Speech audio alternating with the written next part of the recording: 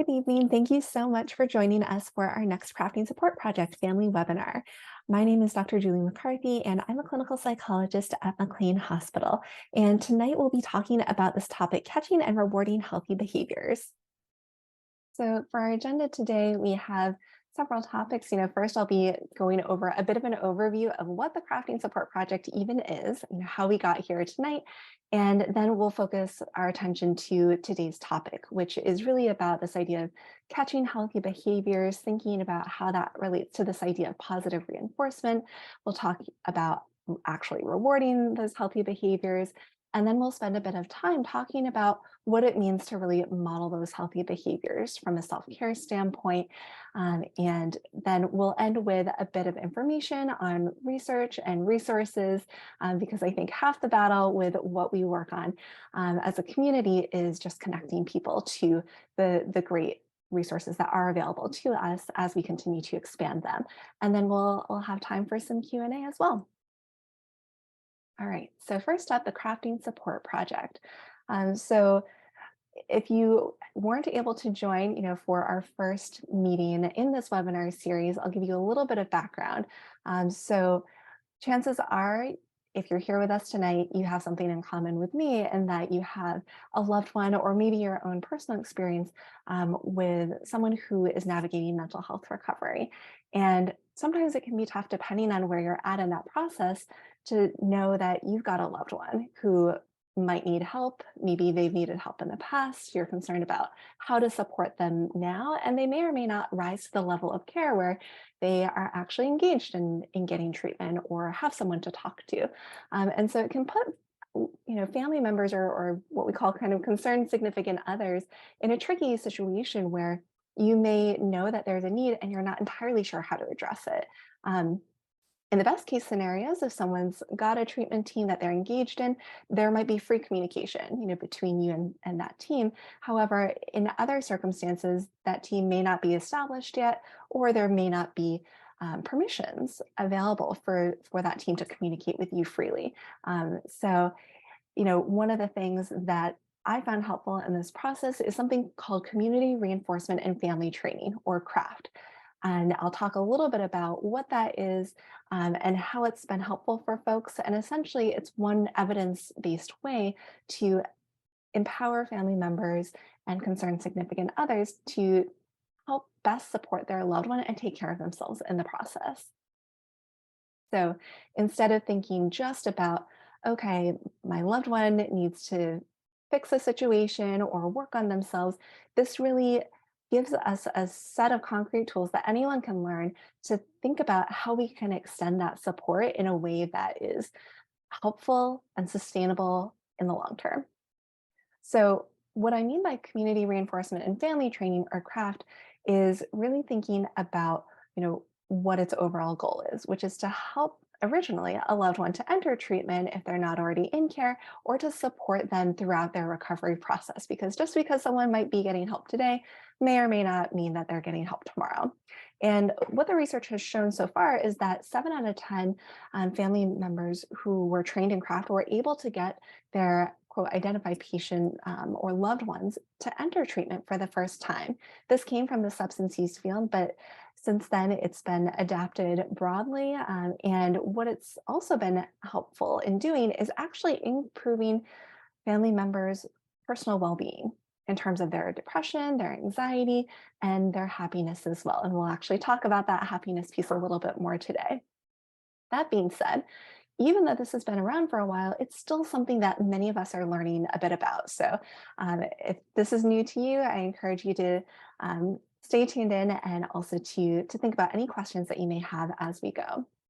In terms of the types of topics that we talk about in CRAFT, and many of which will feature in our webinar series, we talk about things like building motivation for yourself in terms of your role in this process, thinking about self-care and goal setting, communication skills, which we talked about in our first webinar, functional analysis, trying to build understanding and empathy for our loved ones, the choices they make and what they're going through. And then thinking about positive reinforcement, which we'll be talking about a bunch today, and allowing for natural consequences. for your loved one so that you can foster their independence. And then also how to think about inviting a loved one into treatment or to further engage in their existing care.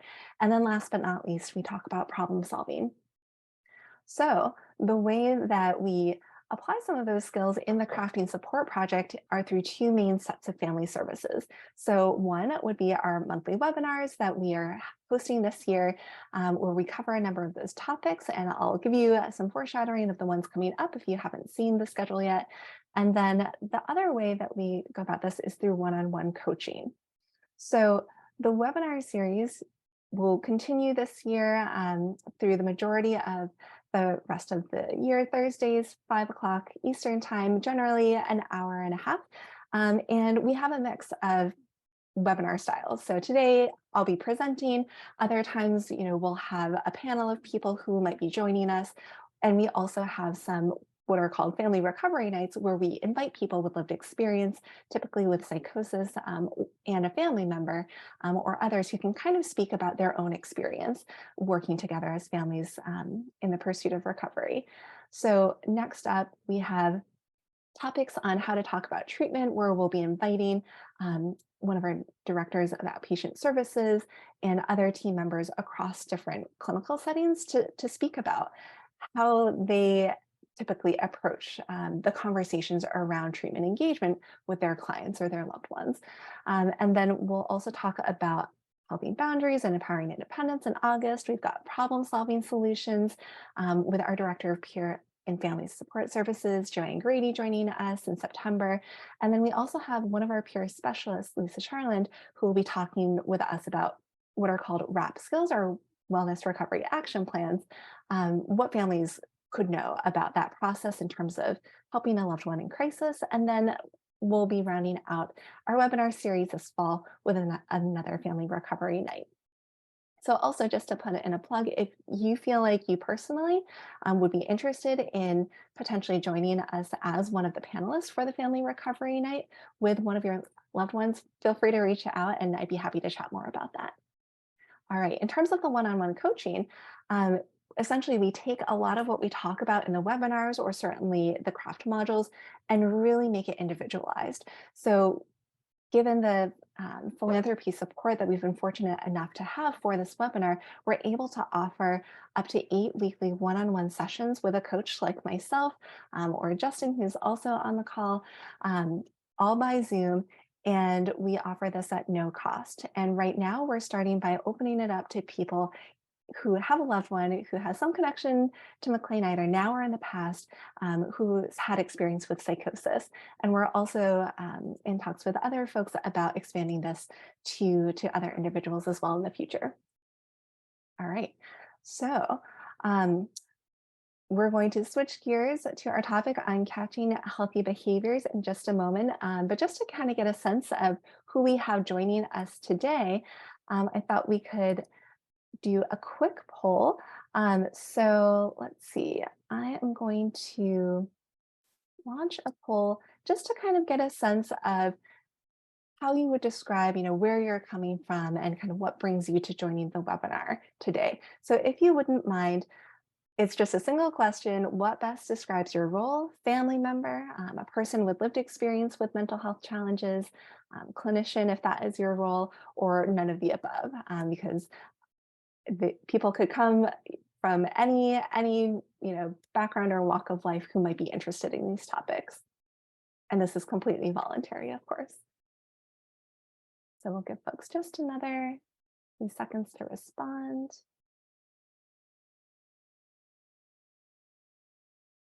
Okay, all right. So it looks like we are 100% family members tonight, so very exciting. Thank you so much. And so again, if you have other folks who might be interested in joining, definitely feel free to tell them about it. I also see a question in the chat about if you missed earlier sessions, can you get the recordings? We are in the process of reviewing those, and we do plan on sharing them in the future. So we'll definitely keep folks posted, whether it be by emails or future webinar announcements. We'll get the word out there. Okay. All right. So let's see. Why are we even talking about this topic on catching healthy behaviors? Well, first of all, we might find ourselves in situations where our loved one might be doing things that we'd rather not be seeing so much. So, for instance, maybe they are drinking more than we would like. Maybe they are vaping or smoking cannabis or nicotine products or a combination of something else. Or maybe it's the case that our loved ones are isolating a lot and we're not really sure what to do. We know this isn't how they usually are or how we would like to see them live their fullest life. And so oftentimes, if these are the concerns that are present, the focus of the conversation can often dwell heavily in these areas of what's not going well, what could be better. And so I think that here we can first ask, what purpose do these quote problem behaviors serve? And so one of the ways that we can think about this is thinking about, well, what are the short-term positive consequences of why our loved ones are doing the things that might not be so healthy, but they continue to do them anyway.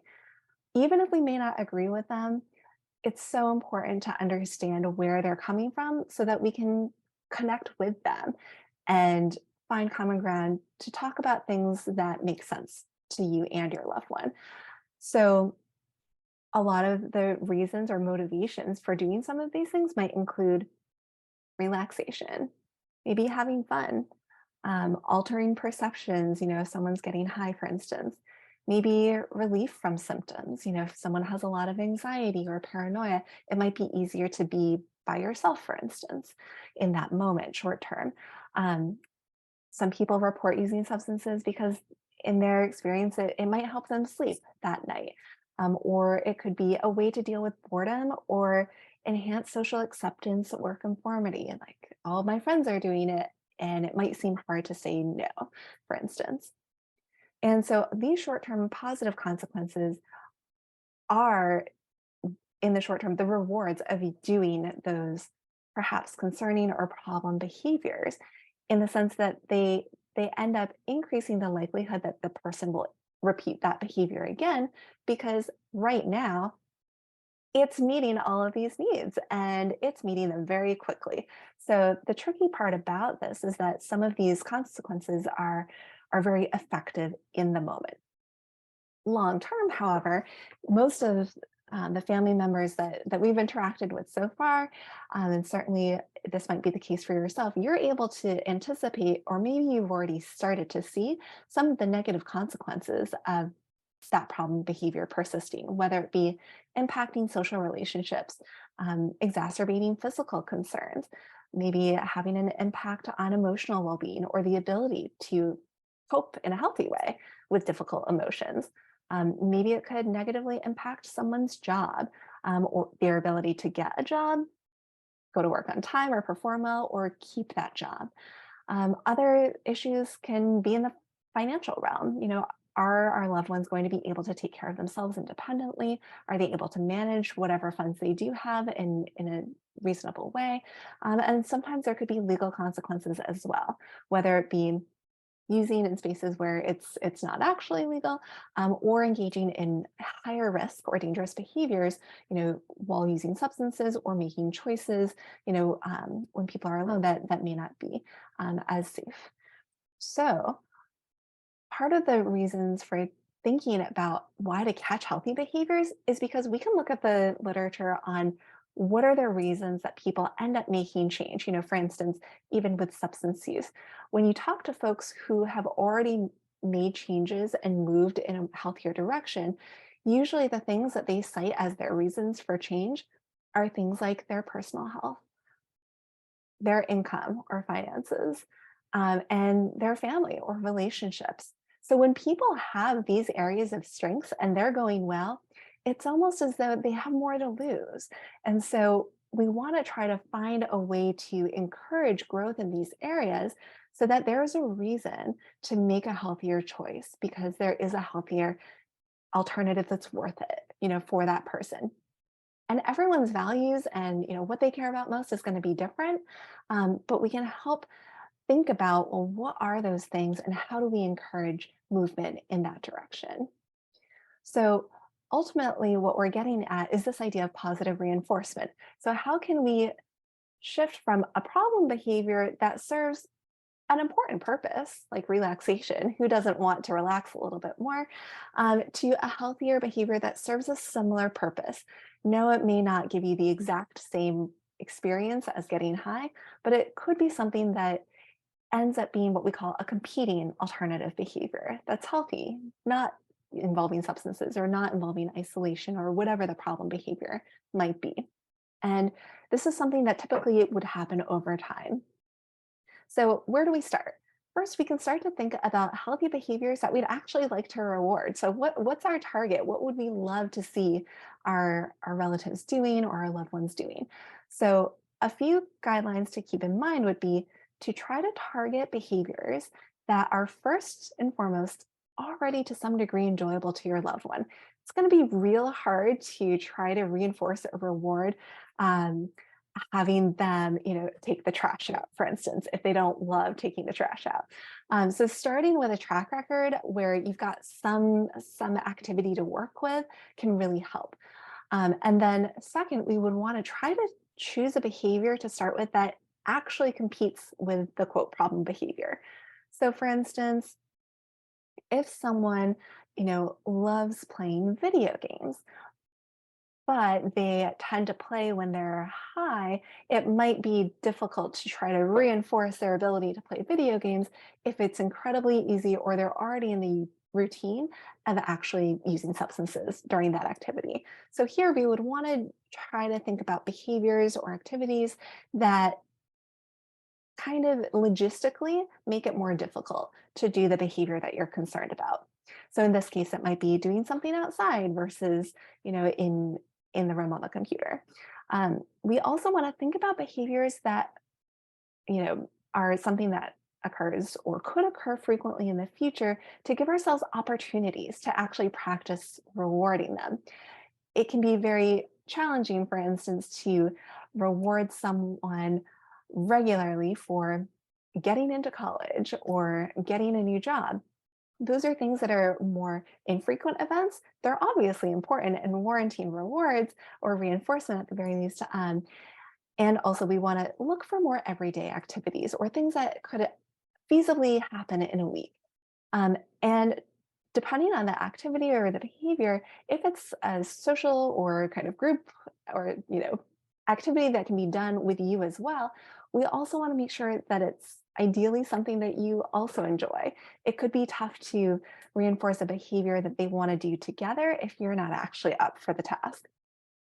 So then some examples of this for different folks might include like their loved one going to the gym, maybe taking a walk, eating meals with the family, but they haven't been doing that so much lately, or spending time outside.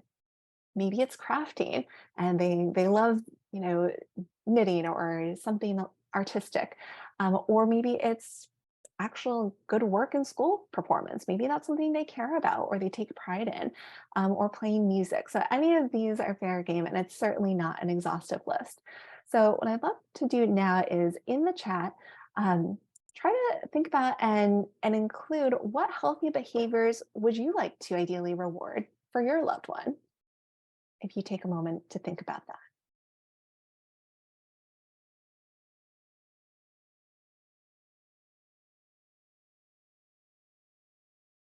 And if you're not sure how to access the chat, in the kind of toolbar for Zoom, you should be able to see a little chat box with what looks like a voice bubble, and you can click on that, and you are welcome to share in the chat to the group. Okay, so we've got ideas like grounding and breathing, walking, completing schoolwork, loves to cook, so encouraging that. That sounds like it could be beneficial to lots of folks. Right, doing yoga and encouraging that. Getting up in time for work, right? So, kind of what aspects about the activity or the behavior do you want to reinforce?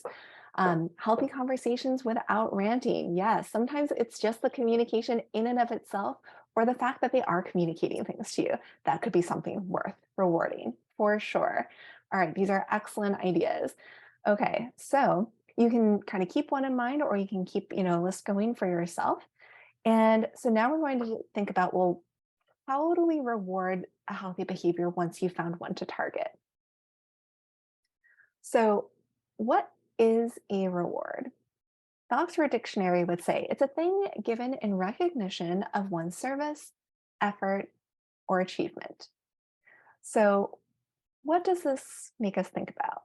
You know, to one degree, it's something where we are making an intentional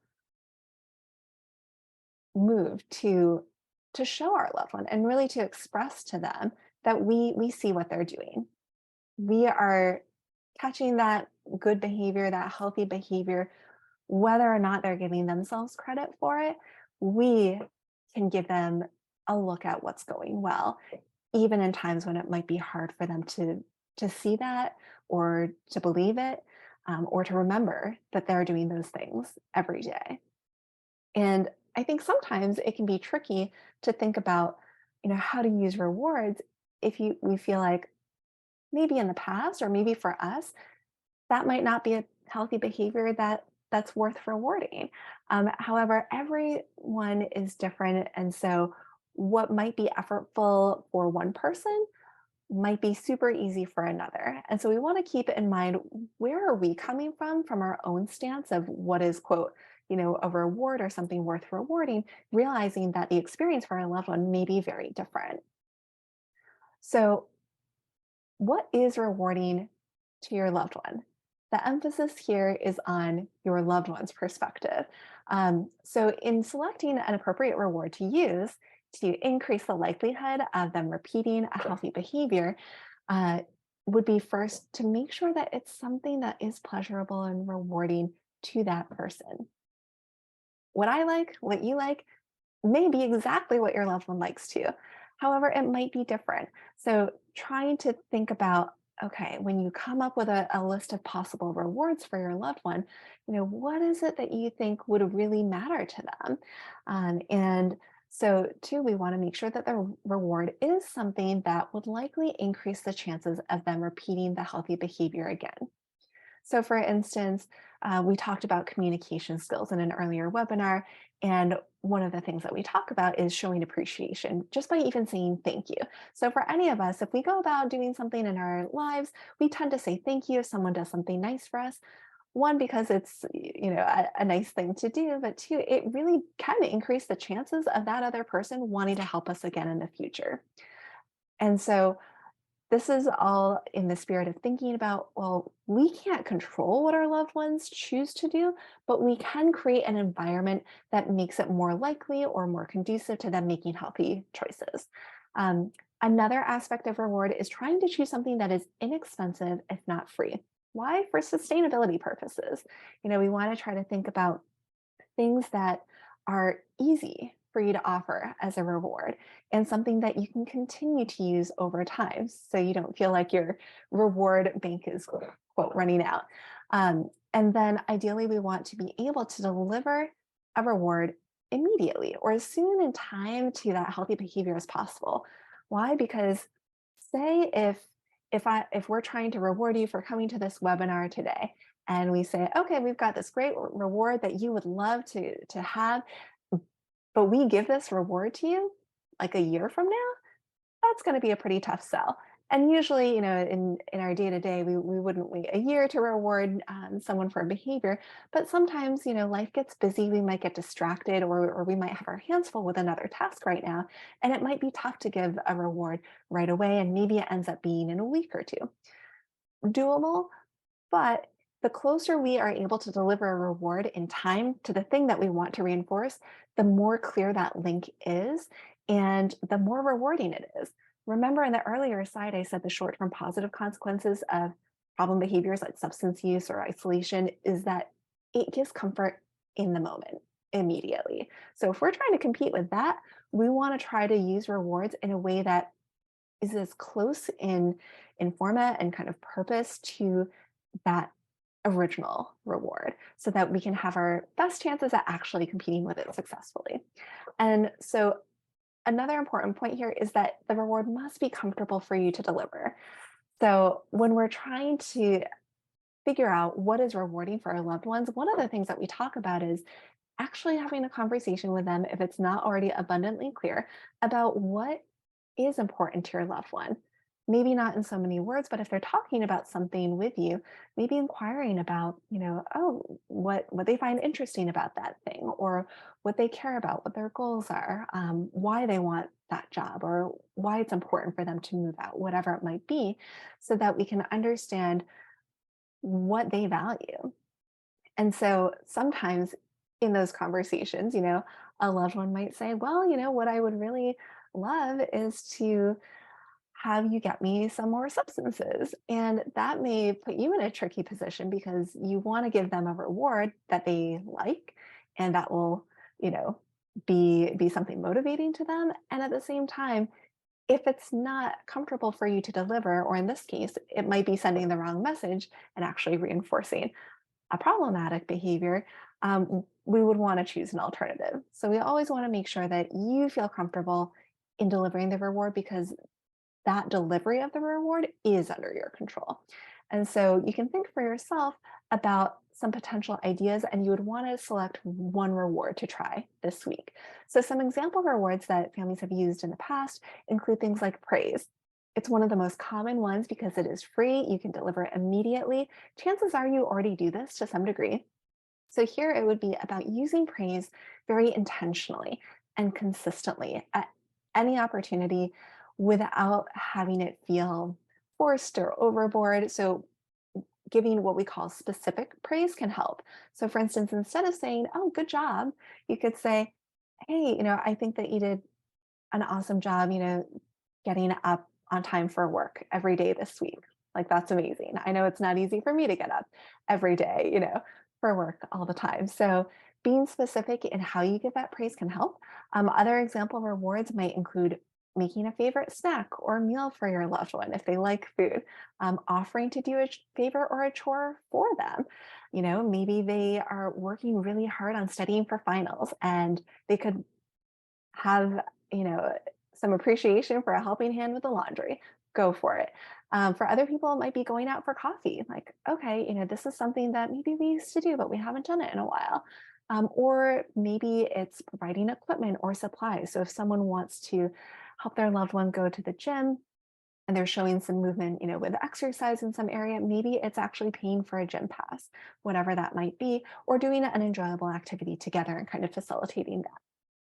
So, some questions that often come up around positive reinforcement or catching and rewarding these healthy behaviors might include, like, can I explain my plan to my loved one in advance? Like, how explicit should I be in talking about this? So, the answer about can you is yes, for sure. The answer about should you kind of depends on the family. So, on the one hand, setting clear guidelines about a reward that your loved one can work for or earn can be super helpful to give them upfront, so that they know that there might be something worth doing to actually encourage that healthy behavior. For other people, it makes way more sense to catch their loved one doing the healthy behavior and then say, okay, I'm going to deliver this reward, so it doesn't feel like there's so much pressure, being put on a loved one to actually engage in that behavior. However, if it's not happening so much, it can help to talk about it up front a little bit to give people some motivation to get started. And then you can also think about, if you're going to have this conversation, use the positive communication guidelines that we talked about earlier to discuss the rewards with your loved one up front. You don't have to feel like you have all the answers necessarily. You can develop a plan together about what's reasonable. Or you can share a plan that you have in mind and kind of get their feedback. So here we would want to think about communication skills like, using understanding statements, perhaps recognizing, the work that someone's doing. You could maybe share how you feel, like, oh, I would love to, encourage this, or I would love to support you in X, Y, or Z. What do you think would be helpful for me to do in that vein, which is the offer to help? Um, and then also you can think about trying to be as consistent as possible, because if you are setting up certain guidelines with your loved one, or you've got this reward plan in place, if that plan keeps changing, it can be hard for your loved one to play the game if they don't know what the rules are. And so by setting clear expectations, if you are creating some, can really empower your loved one to to have the flexibility and freedom to choose whether or not they want to pursue that reward. And that can give you information about what they care about and how this system might be working well for them. All right. So another thing that can come up is, what if my loved one is suspicious?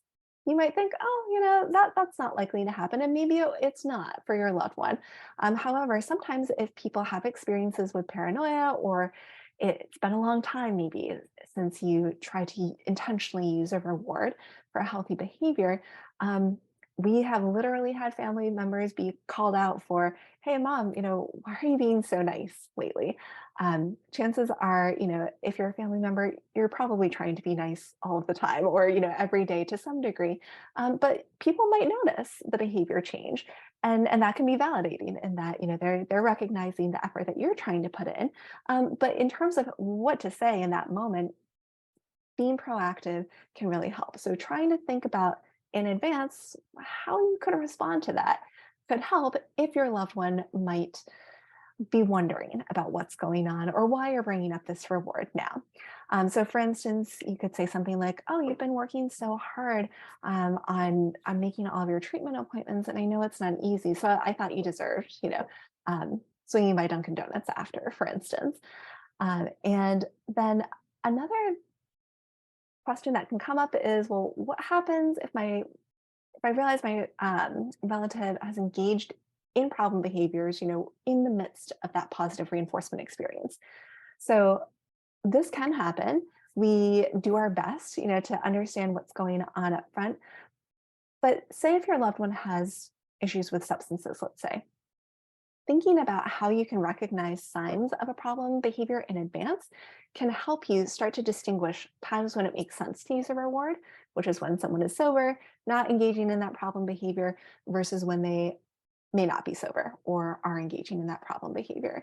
Um, why do we think this is important? Well, if we give a reward when our loved one might be doing the healthy behavior, like maybe it's doing that yoga, or maybe it's, having that healthy conversation with us, but we realize they're high in the process or doing whatever other problematic behavior kind of simultaneously, it can send a mixed message. So it might come across to our loved ones like, oh, you're giving me this reward because I'm doing this healthy behavior, and you're also cool with the fact that I'm high right now. And that may not be the case. So we want to be as clear as possible and try to catch our loved ones' healthy behaviors early to kind of, you know, learn as soon as possible, if there might be something else going on. And also, we just want to really try to reward whenever there's the opportunity to do so. And then, when appropriate, for instance, if you are in the middle of singing your loved one's praises, and then they mention, that, yep, they just came in from going out with their friends partying, and you don't want to encourage, intoxication if they came back intoxicated that night, you could just lay off the praise in that moment, save it for the next time when they're sober, and essentially just temporarily withdraw or discontinue giving that reward, or delay it. If you were wanting to offer to do a favor for someone, maybe choose to do that at a time when everyone's in a clear headspace, and you can always think about looking for the next opportunity to reward that healthy behavior again. All right, so what if your loved one does not do the healthy behavior very often? And this can totally come up, especially if it's been a tough time lately for your family or for your loved one. And so we get that. We don't want to put the pressure on you or your loved one to try to do things that might be tough for them to do right now. So here we want to try to meet your loved one where they are. And remember, they probably want to do things that are healthy for themselves too. And sometimes they may be doing that, and we may or may not always know that. But regardless, whatever we do see, we want to practice what's called scaffolding, kind of thinking about using rewards to reinforce or try to encourage even the smallest steps. So, for instance, if someone's trying to work on, a job application, for instance, and they haven't been doing the job application, or they haven't been working on their resume, one thing that you could do is say, all right, short of completing the finished product, if they're sitting down in front of the computer and just opening it up and maybe pulling up the document, maybe that's the thing to reward in that instance. So we can look for how we can break down what seems like maybe a single task into the small steps and practice rewarding movement in the desired direction for the healthy behavior. Okay.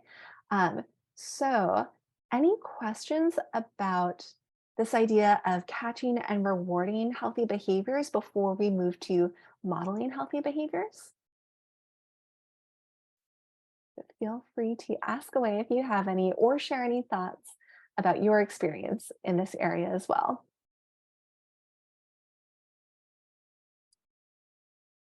Okay, I think we'll continue. Feel free to pop any other questions or comments in the chat.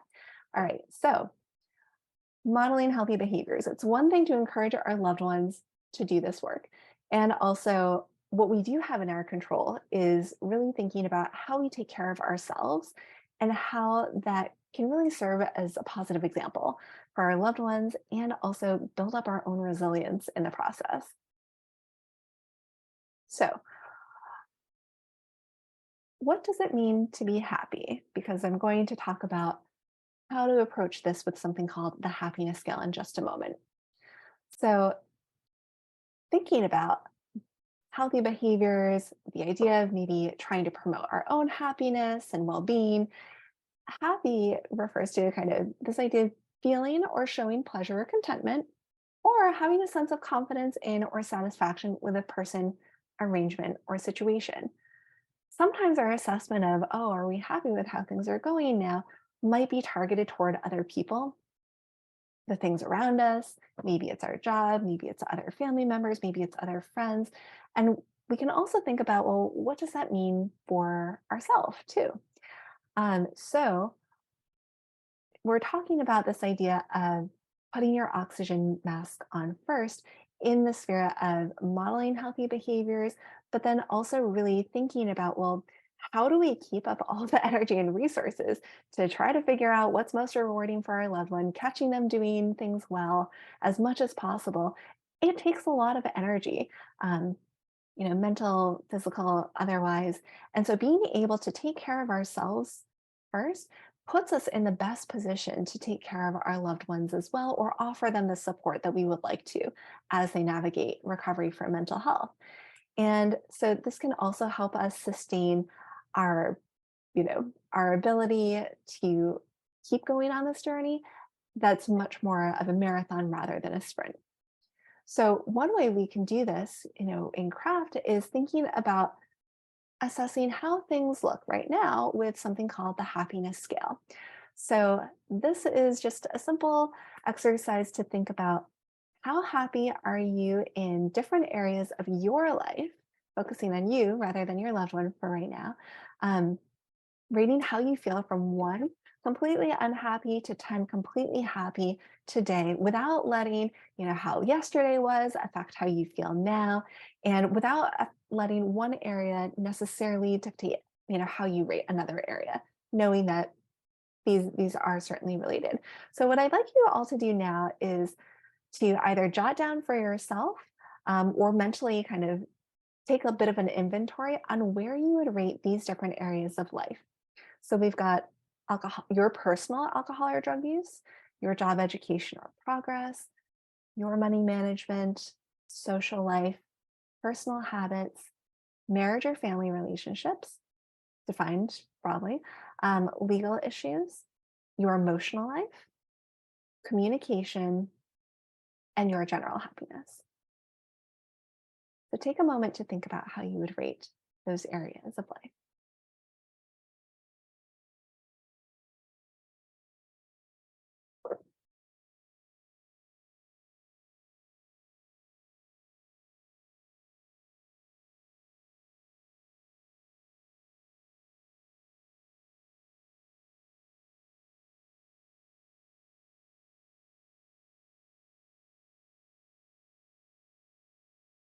Okay, so at the very least, chances are you're taking stock about which areas are rated higher or lower relative to others. So what I'd like you to do is think about which areas are going most well. Maybe the things that are rated like an 8 or a 9 or a 10. And then what areas could be even better, whether it's the lowest ones or something in between. And so what I'm going to do is put uh, a poll up for you to just share the answers to two questions. One, which areas are going well, and you can select more than one area, if you have multiple that are going well for you. And then also, what areas could be even better? So thinking about the areas that you might want to focus on for improvement.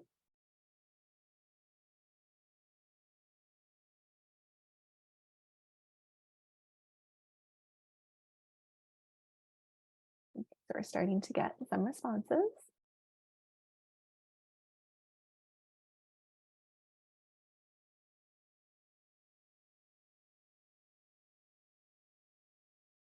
I'll give folks a minute to complete the poll, and then I'll share the results with the group.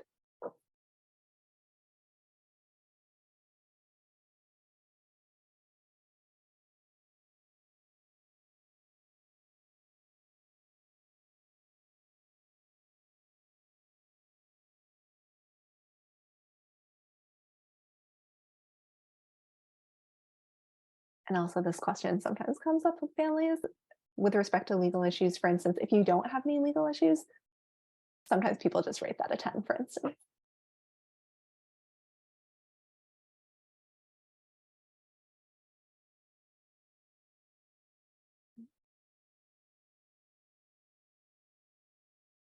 Okay, I'm going to close the poll in 5 seconds.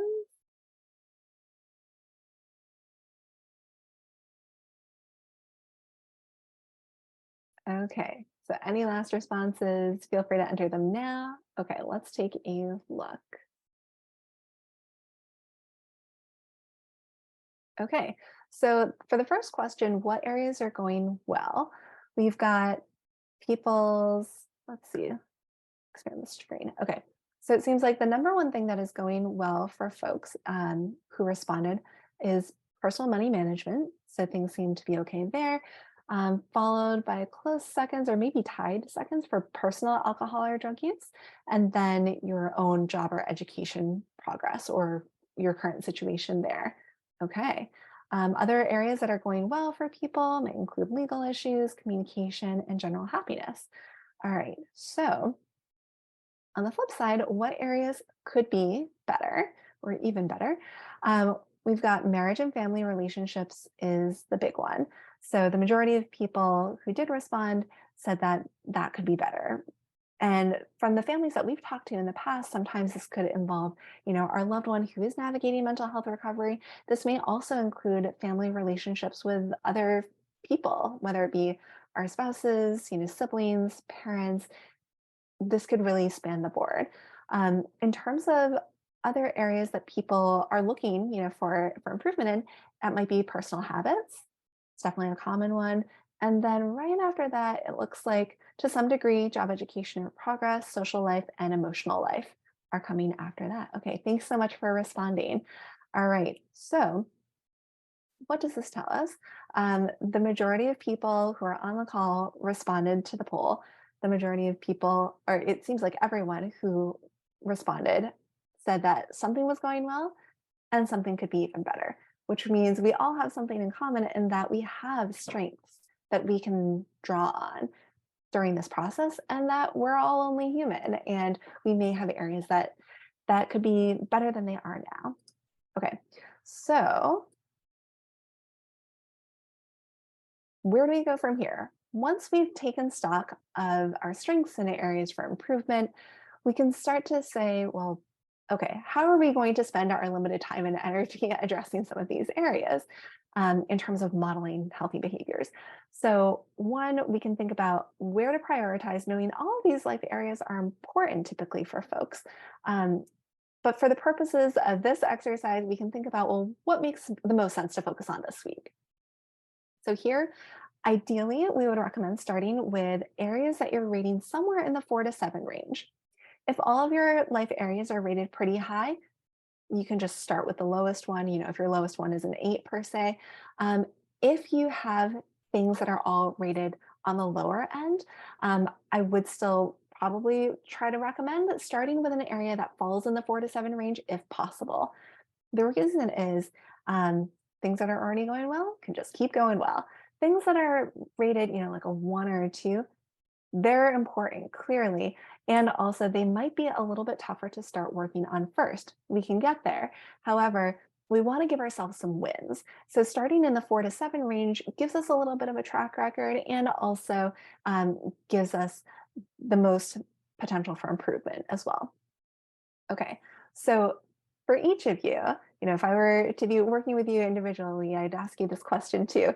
So you can ask yourself for that area that you chose, why did you rate that area, whatever number you did, instead of a number a couple points below that, for instance? So let's say, okay, for personal habits, why did I rate that a 5 instead of like a 2 or a 3? The answer to that question will help us identify our resources, our positive qualities, our reasons why we can have confidence in our ability to keep improving this area. And then after you answer that question for yourself, you can think about, well, what would it take for you to move from whatever number you're at right now to a higher number?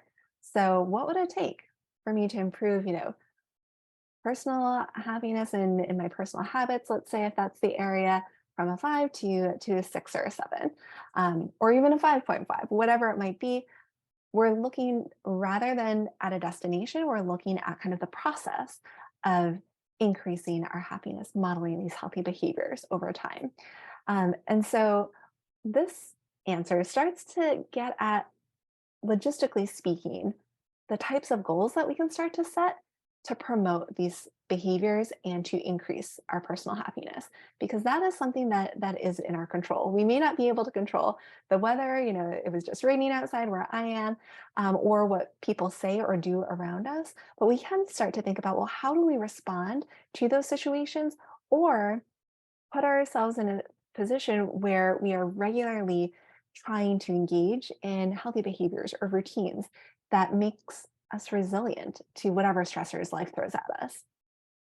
So we can think, if we're wondering about, um, whether to go through this process, we can think about this kind of motivation question. How would life be different or better if you didn't have to worry so much about your loved one? And whatever you can kind of think about your answer being for this, all the things that you might want to do or that you would have the time or energy to do instead, we can start thinking about how we can incorporate some of those things now so that you have the ability to manage, some of those worries, for instance, as they come. And it also can give us a direction about where we're going. Sometimes when we're working with clients, they might say, "Oh, well, I've got a lot of depression, and all I want is for this depression to go away." And that's a very reasonable thing to ask for or to want. And also, say if that were addressed, what then? And so this is where we come into what we call kind of a recovery oriented approach to care, or in this case, supporting our loved ones.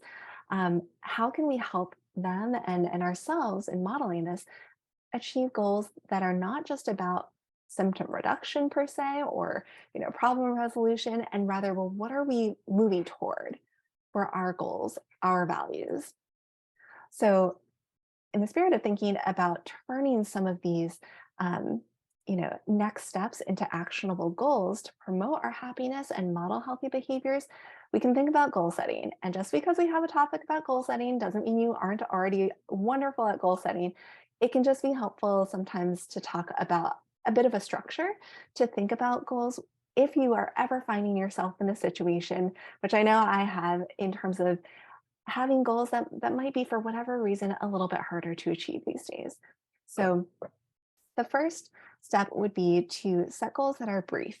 So we may have a laundry list of things that we want to do that's a million miles long.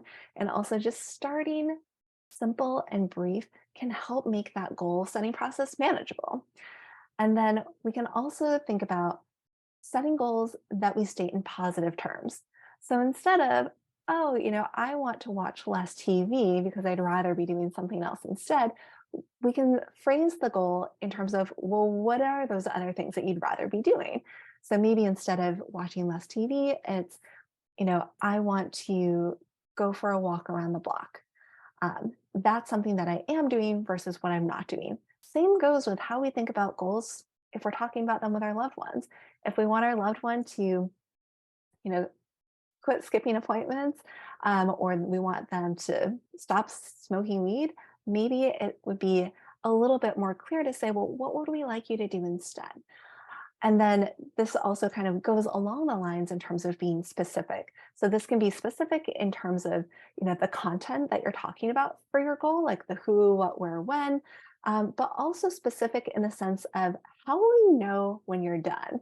So thinking about how to be measurable with the goals is so helpful, because if you've ever thought to yourself or talked to someone about what you'd like to do, you might have a conversation that goes something along the lines of, I really want to keep in touch better with my family and friends, or I would love to do more reading. I haven't read a book in such a long time. I would really love to read more. How do you know when more is enough? How do you know when better is achieving your goal? So setting up goals like that are wonderful aspirations. And also, because they don't have specific bounds around them, it's really hard to know when you've crossed the finish line. Therefore, it's really hard to give yourself credit for achieving it. And it can lead to goal burnout, essentially. So being really specific can help. So for instance, if we're saying, okay, I'd like to keep in touch with friends and family more, a more specific goal would be saying, I would like to give my loved one a call, because they've moved out already, once a week. Or I'd like to text my mom maybe 2 to 3 times a week. You can give yourself a range. So you can think about measurable in terms of frequency, duration, or completion of a certain activity as well. So then we also want to make sure that the goals are reasonable. You know, shoot for the stars is something that people talk about a lot, and that can work really well. If you set your sight on something and you're like good to go, I mean, more power to you. However, if you've ever found yourself having set a goal and it ended up taking way more time than you thought, or it took a lot more tries or attempts to put it on your, calendar to actually get it done, we can take a step back and think, all right, what's my goal? When is the last time I did this goal, right? So what is your track record with it? How recent is that track record? And usually what a lot of folks find helpful is to set a goal that is either trying to reintroduce or maintain a goal that you've already shown you've been able to achieve in the past, or just take whatever your track record is, even if it's 0 in the past week or so, and go one up from there. So for instance, if our goal is, I would love to go for a walk, and I'd love to be walking every day. That would be great. I know it's good for my physical health. Like I want to get my loved one walking with me too. So I've got to show them that I can do it. If you haven't walked at all in the past week or the past 6 months, let's say, we might want to start small. So the goal here would be walking one time, let's say for at least 10 minutes this week. If you walk every day this week, that's icing on the cake. You're knocking it out of the park, but you've still achieved your goal of at least once. And we want to give ourselves wins, because what does it feel like if we set a goal and we don't achieve it? Or if you've seen your loved one set a goal for themselves and they miss the mark? It can feel somewhat deflating or discouraging or disappointing.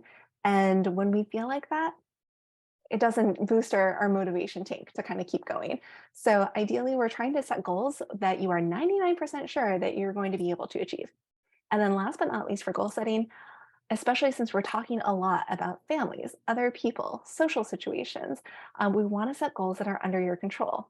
So, for instance, if you would love to have your family sit down and eat dinner together, that's all well and good.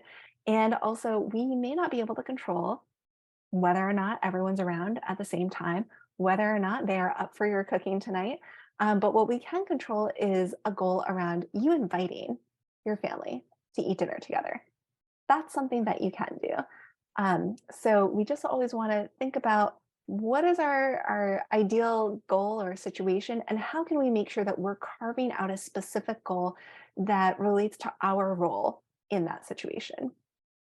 Okay, so an example might be, I want to spend more time with my family, reasonable goal, but using the goal setting guidelines that we just went over, we would want to update that and say something like, okay, I want to invite my spouse to go for a walk once this weekend. So we're talking about what we're doing, the walk, how many times, being specific, kind of once and when this weekend. And it's reasonable and under your control. You're doing the invitation, you're not requiring that it actually happen, though I hope it would if that's your goal. All right. So, for all of you listening right now, I would love for you to think about what your self care goal would be, keeping it brief, specific, and all that jazz. And if you wouldn't mind sharing an example of your goal in the chat, this one might help give other people some ideas about goals they can set. And two, this can also encourage what we call social contracting or social accountability. Like if you tell other people about a goal, generally you are more likely to be able to actually achieve it. So I'll give you a second to pop some thoughts in the chat if you like.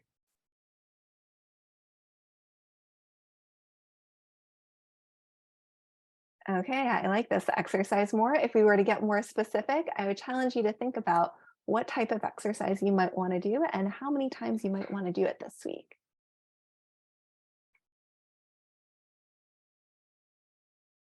Okay, we've got a walking 30 minutes, 4 times this week, working out, walking daily, right? We don't have to be nitty gritty with all the details as long as it's very clear that, let's say, if you want to exercise a certain amount of days, any amount of exercise would count. It's just how many days you do it.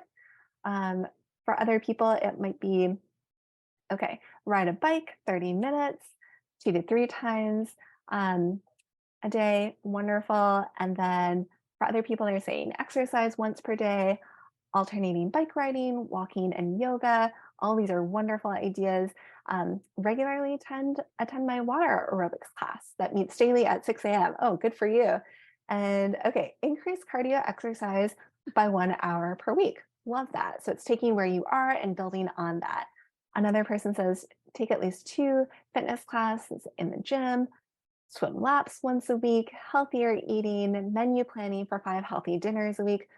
Big fan of meal planning for sure. Walking 30 minutes, wonderful. Healthy time with spouse without talking about our loved ones' issues. I was just talking with another family member about that very thing today. And then apply for at least 2 higher paying jobs than I have now.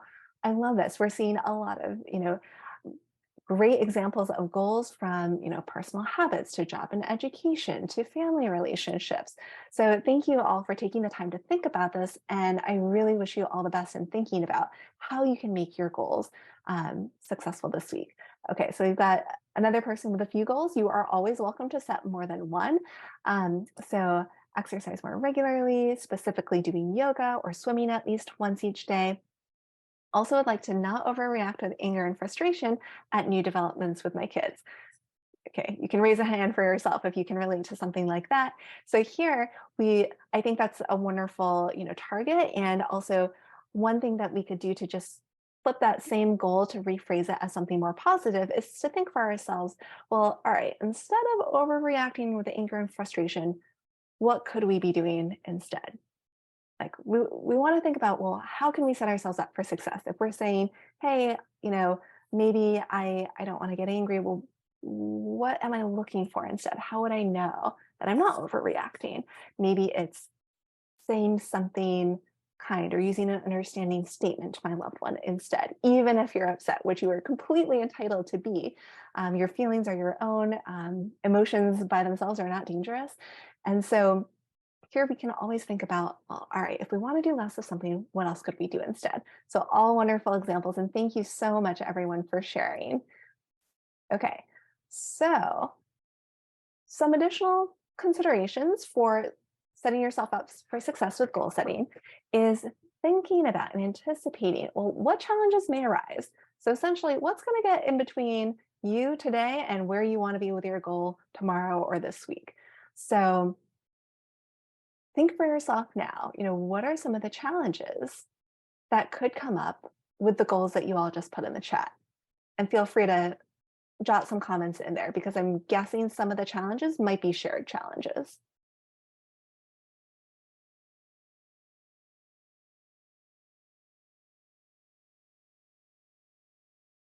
And some examples just to kind of jog your thinking might include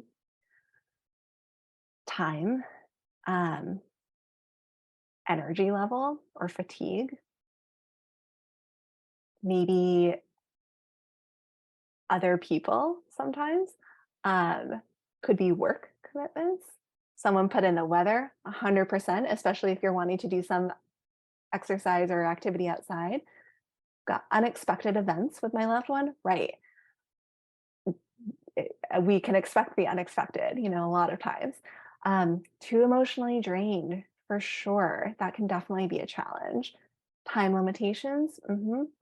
If only we had more hours in the day. Too tired, don't want to drive. Yep. Time management, right? So it's like, what do we do with the time and resources that we do have available to us? And then staying up late and having difficulty getting out of bed at 5 a.m. Totally. Sometimes it can be hard to kind of break out of certain cycles that we have for ourselves. And then issues with loved ones who needs help, can get in the way for sure. So it's tough because we are trying to focus some of our attention on ourselves, and the weather or other people may have other plans. That can definitely happen. And so knowing this, another challenge that might come up is even forgetting in the midst of everything else that's going on in a week, kind of keeping these goals front of mind for us. So how can we address some of these challenges? There's not just a single answer typically. And so some of the things that you can think about would be, one, coming up with a backup plan. So if you have your eyes set on, a goal of X particular exercise, maybe coming up with a backup plan that you could do inside, for instance, if your ideal goal is outside, that could be one way to go about it. What are other people's ideas about how you could address some of the challenges that you're encountering?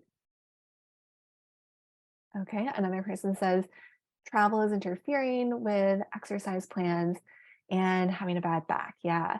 Need to anticipate that my kids are going to do challenging things or say challenging things and treat not losing my temper as an exercise to show some growth and maturity. Sure. So sometimes it's just the expectation, right? Like mentally preparing ourselves for these challenges that can help. Right. Have some alternatives that could work. Yeah, that makes sense.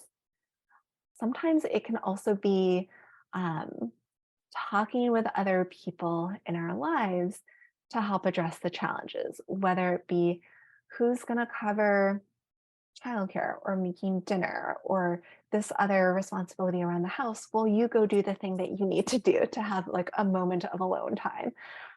Sometimes it's just about having a conversation about that, um, or reminding yourself, well, why are we doing this? I'm doing this because I deserve this, or because it's going to help me be my best for my loved ones. It's going to help me be in a clear headspace so I can react in the way that I want to with my kiddos, or my spouse. And then another kind of question that we can ask ourselves, oh, I love the idea of getting more sleep so you're more resilient. Yep. Is how will you stay accountable? So clearly we're all sort of somewhat accountable to each other, by sharing the goals that you have in the chat if you chose to do that. And then also for yourself, if you don't have someone that you're regularly checking in with week to week or day to day, who are your trusted people who you could let know that you're trying to work on some area of improvement for yourself, or who could be a buddy to do one of these activities with you, or how will you even just check in, even if it's yourself, whether it's writing it down, which people often find very helpful, or just a chance to regularly reflect on, did you complete your goal period, or how's it going? Um, Sometimes people find it helpful to have an alarm or track, with a chart how things are going. And then the next bullet is really about this idea of rewards for ourselves. So for many of us, the goals that we set, achieving them alone is reward enough. It's like, yes, I don't have that thing hanging over my head anymore. I feel proud of achieving this, or maybe my goal is about, doing something nice for myself, and that's the reward. For other situations, whether it's in the personal habits domain or things that kind of might fall under this idea of responsibility, in that category, we may benefit from a little positive reinforcement ourselves, right? So if we need to get a task done that's on our goal list, or we need to have a conversation that we know is going to be challenging or uncomfortable to have, what could we do to make that as easy as humanly possible for ourselves? Whether it's going into it or thinking about how we can reward ourselves for doing it so it makes it easier the next time. Because sometimes when we set goals, they become goals that we want to maintain or build on over time. So it's almost like we want to repeat these behaviors. So a lot of what we talk about in craft is thinking about how we can use skills with our loved ones, and also how we can practice those for ourselves. So it becomes this kind of almost meta practice of the skills that we use and the skills that we try to demonstrate and embody for ourselves. So for you in your personal situation, you can think about, well, what are your rewards? What is almost a treat, for doing your goal? And then you can also think about how to troubleshoot. We make our best laid plans with goal setting. And I applaud all of you for thinking about whatever plan you've already got set up for your goal. You're like ahead of the game already. And also, we don't have a crystal ball. And if we did, we would know exactly how all of this would turn out. However, sometimes we underestimate what all else might be happening in our schedule.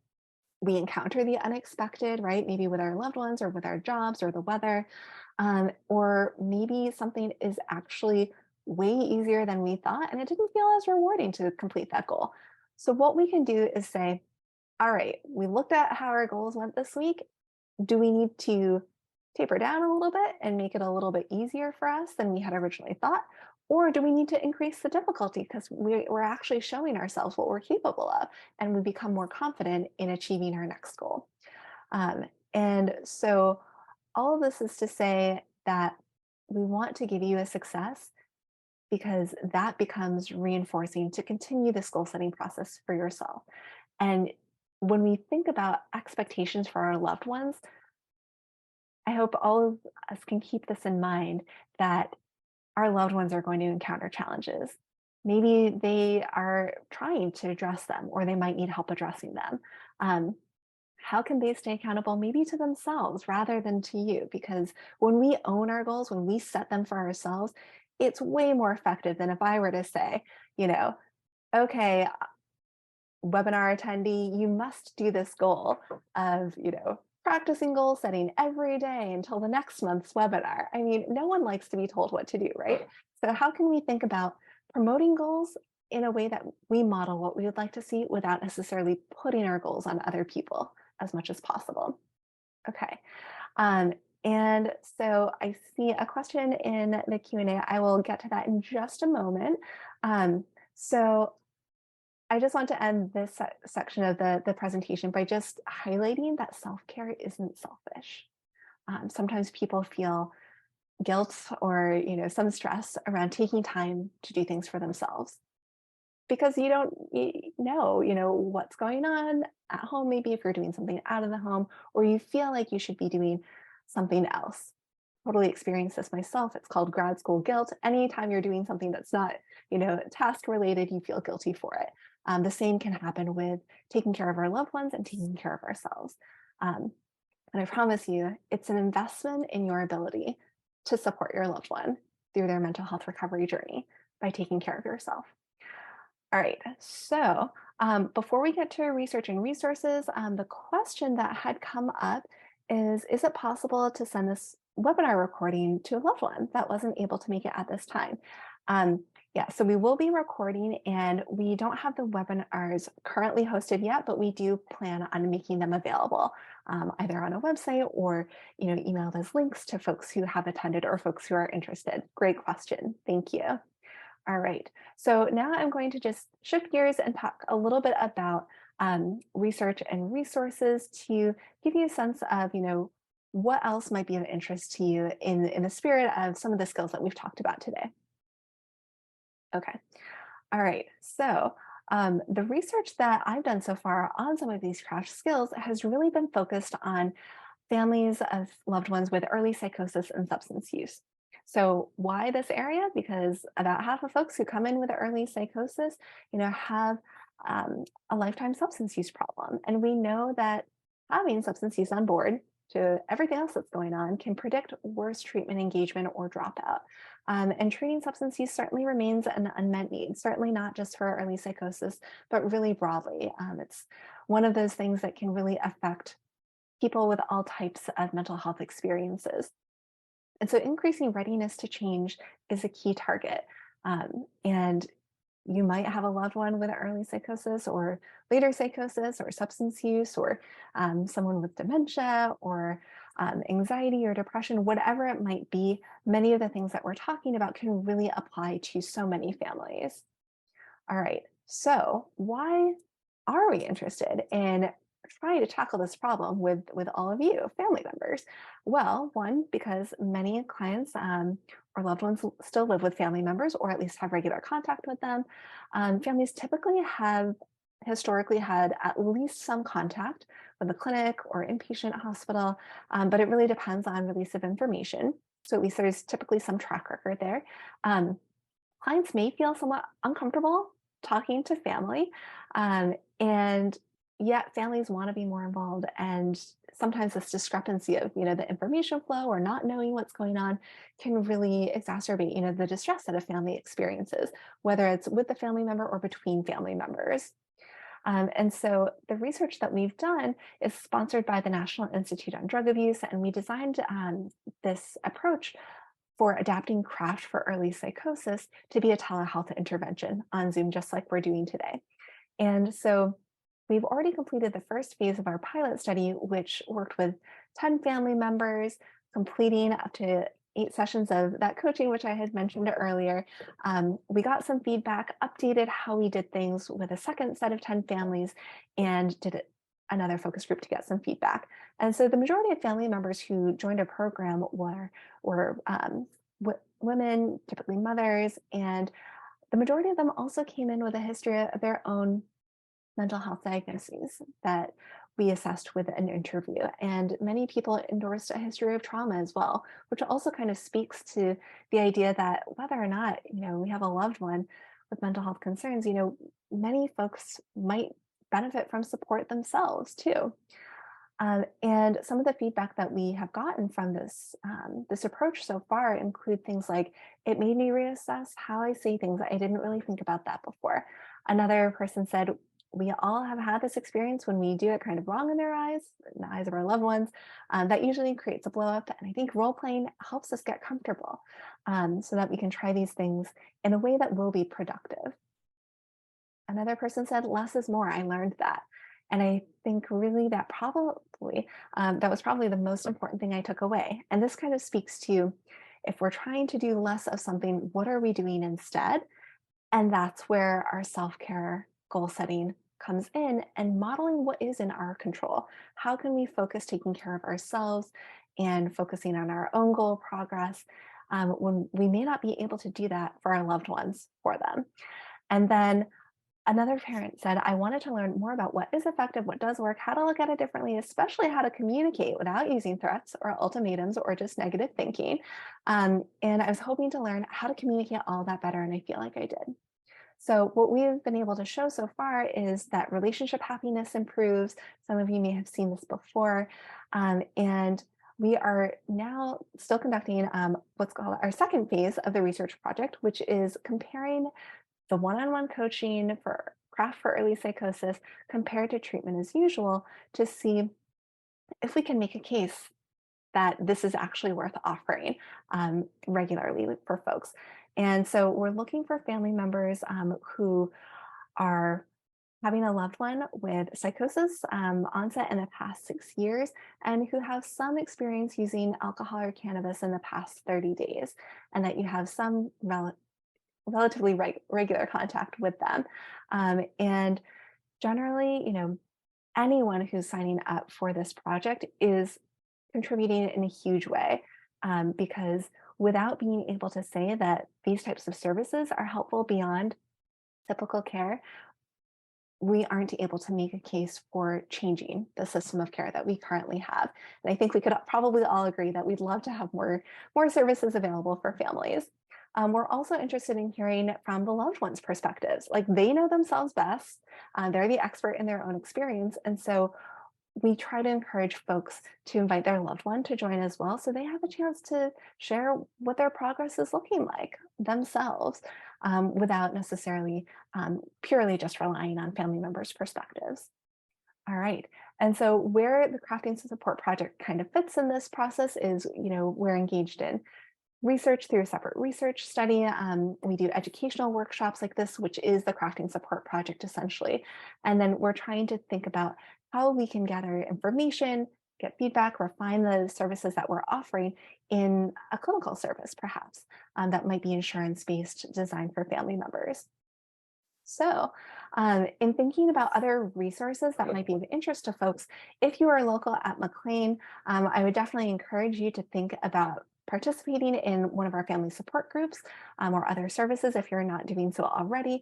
We've got a wonderful McLean family support group that's open to anyone, who's had loved ones at McLean.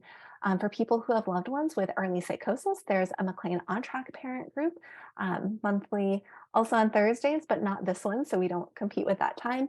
If you have a loved one who is experiencing addiction in particular, there is a Wednesday support group as well. There's also our director of McLean Peer and Family Support Services, Joanne Grady Savard, who is a wonderful person who has experience working one-on-one with family members who just want support or want some help navigating some of these resources. And she also leads what's called the Mothers Collaborative Community Group on Tuesdays. I think it's every other Tuesday. There's also an ECT support and education group for those who are getting electroconvulsive therapy or want to learn more about that. And there are also some multifamily therapy groups, insurance-based, both for folks with loved ones in On Track for early psychosis, as well as the STAR Clinic, which is a clinical high-risk clinic for folks who may be at risk for psychosis, but it's not completely apparent yet. And there's also a caregiver support group for people who have loved ones with dementia as well. So if you are interested, I highly recommend that you take a screenshot of this or reach out to the folks who are offering these services. All right. And so additionally, there are some books if you are wanting to kind of get up on your reading between webinar sessions. We've got the craft manual, for more so for clinicians who are offering this, but it's very accessible. This current version that just came out this year for anyone. Get Your Loved Ones Sober is the book that Dr. Myers, who created craft, wrote for the public. Beyond Addiction is a wonderful book as well, that takes craft and kind of incorporates some motivational interviewing too. For people with loved ones with schizophrenia, or honestly any type of experience, I'm not sick, I don't need help, is what's called the LEAP approach by Dr. Amador, and it's written by someone who had a brother with schizophrenia, and was helpful in terms of incorporating some of the craft ideas, some of the motivational interviewing ideas as well into how to help loved ones. And the complete guide to, the complete family guide to addiction was actually written by a family member associated with McLean and one of our psychiatrists, and is a really nice overview if you're newer to navigating the world of addiction recovery. And then last but not least, You Are Not Alone is a book written by Ken Duckworth from NAMI, and it's drawing from actually a lot of interviews with family members who have loved ones um, experiencing mental health challenges, and it creates a great overview of resources and support as well.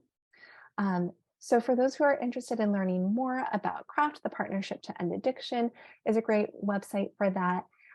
We the Village has an online course of craft skills if you're interested in checking that out. Oops. And then we also have Invitation to Change, which is sponsored by the people who wrote the Beyond Addiction book, essentially.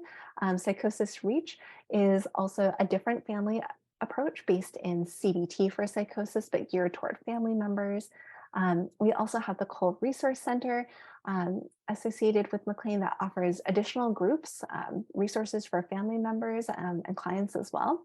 And then there are also additional support groups like Depression and Bipolar Support Alliance, DVSA Boston, and of course NAMI Family to Family, the National Alliance on Mental Illness. They have a bunch of support groups and then courses like this Family to Family one that can help as well. And then if you have loved ones with schizophrenia and psychosis, that Action Alliance is another resource to consider too. So I know I'm throwing a lot at you, but I just want to say thank you so much for everyone that's made this possible. And we have time for any additional questions. Okay. Oh, great. So we have a question about the one-on-one coaching. For folks who aren't eligible for the research study, we're piloting this one-on-one coaching. So if you are interested, and we actually have 3 to 4 slots opening up within the next several weeks, you can just shoot me an email at jmccarthy@mclean.harvard.edu, and I'm putting that in the chat, and we can touch base to make sure it's a good fit and sign you up. All right. Other questions that folks have? Oh, also, I would encourage you all, if you didn't hear at the start, to please complete the feedback survey in the chat. Again, completely voluntary, helps us improve the webinar and really make sure that this whole series is as relevant and useful as possible for families like yourself.